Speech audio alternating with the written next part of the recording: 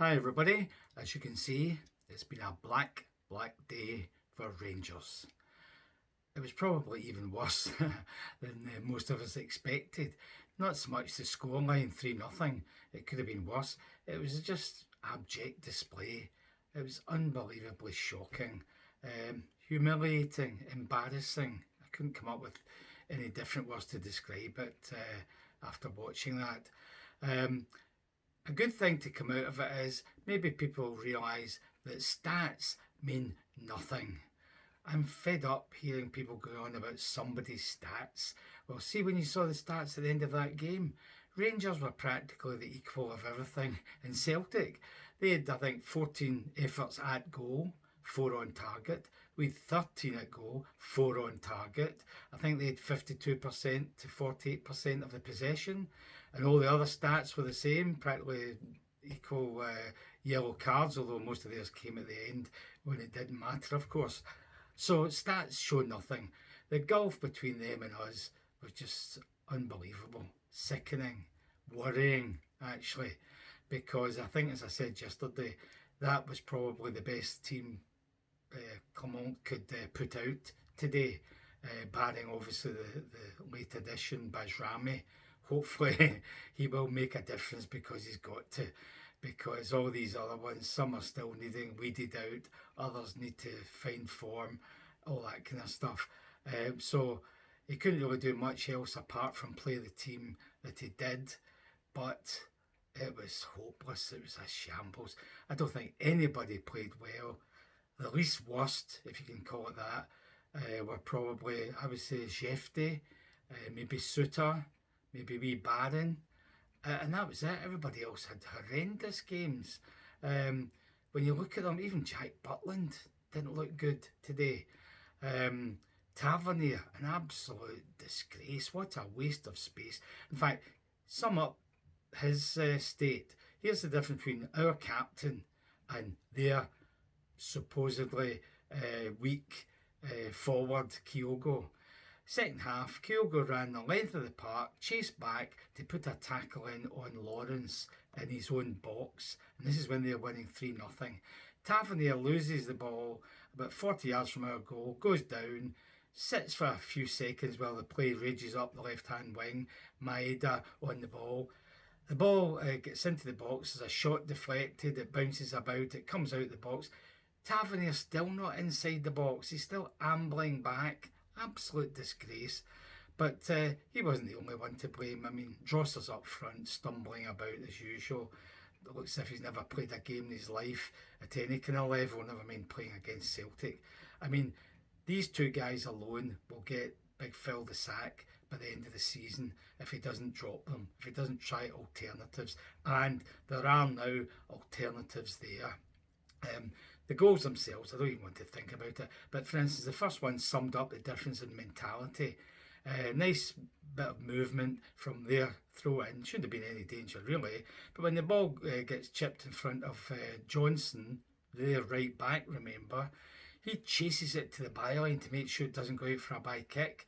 Matondo had lost him. He's a yard off him when Johnson gets it and cuts it back across the goal mouth, and Matondo's just standing watching. Meanwhile, our new white hope, Prupa, he falls on his backside so that it just trundles past him, and he even tried to put his head on it as it went past him as he lay there helpless.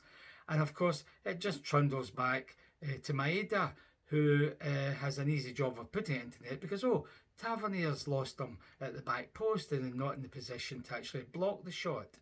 Second goal was even worse, I thought, because we gave the ball away just outside our box yet again. It went to McGregor. He cuts inside. Proper defenders or tacklers throw themselves in front of his proposed shot. You can see it coming. So you block it.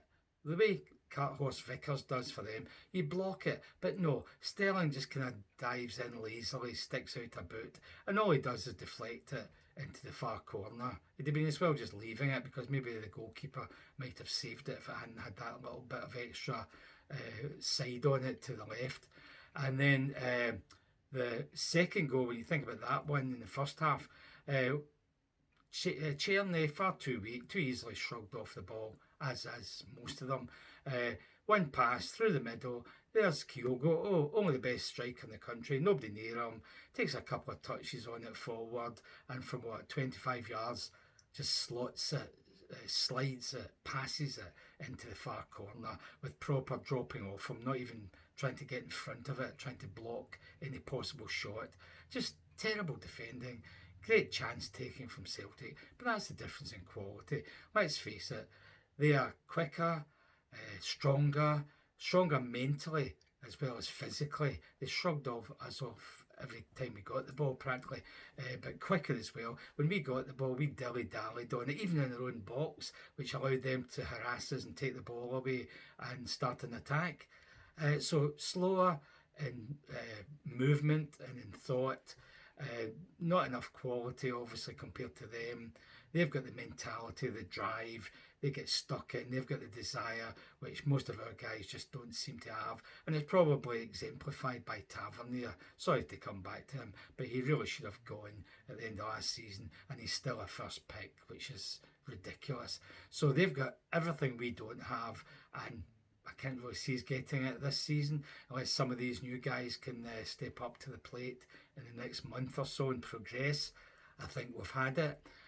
You just look at these players. In fact, how ridiculous was it that Drossers, he missed 2 sitters, Matondo missed 1, Suter even missed 1, and then in the latter stages, Tavernier missed a chance, and McCausland probably missed an even better chance to get a consolation goal. We couldn't even get a consolation goal. 6 efforts that should have been goals, not one of them went in the net. Ridiculous.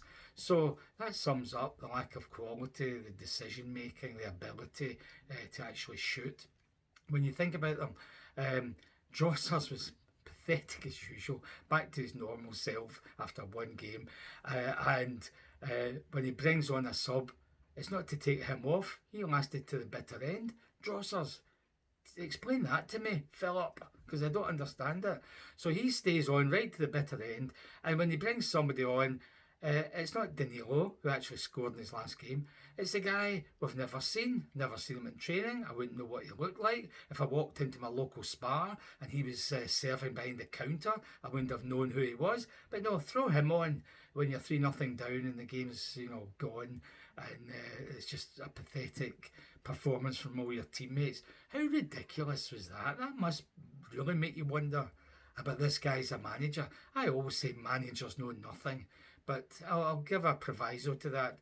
Guardiola knows about football and how to win games, and so does Brendan up here. He knew exactly how to take us on and how to change things and beat us. And Big Philip just played the same way again. Let McGregor have the freedom of the park, nobody near him. You just put somebody like wee Connor Barron on him, or even Sterling, and tell him, you just go everywhere he goes. When he gets the ball, be right in his face. Stop him making the passes, stop him looking up and deciding what's he's going to do with the ball. Didn't happen for how many times is that in the last few years? That's surely a basic requirement. As for coaching, I'm beginning to think they don't even get coached. I was fed up seeing a Rangers player go towards the Celtic guy who had the ball. The Celtic guy passes it 10 yards forward or to the side to another Celtic guy.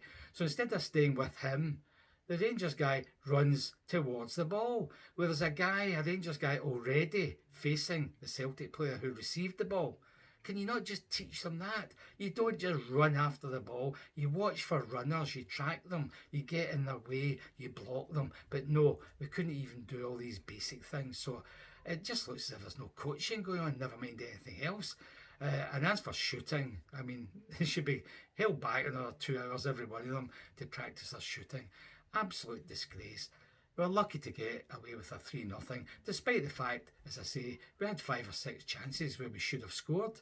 But that's the difference. They scored from 2 20-odd yarders. So what a difference. That sums it up maybe. So we can't complain, take our medicine, move on. Hope the newcomers can do something. Hope the management team can actually start coaching these guys and getting a formation that suits them and they can actually keep to, rather than just end up being a higgledy-piggledy collection of players that can't do anything. Oh well, that's enough of a rant. I'm away.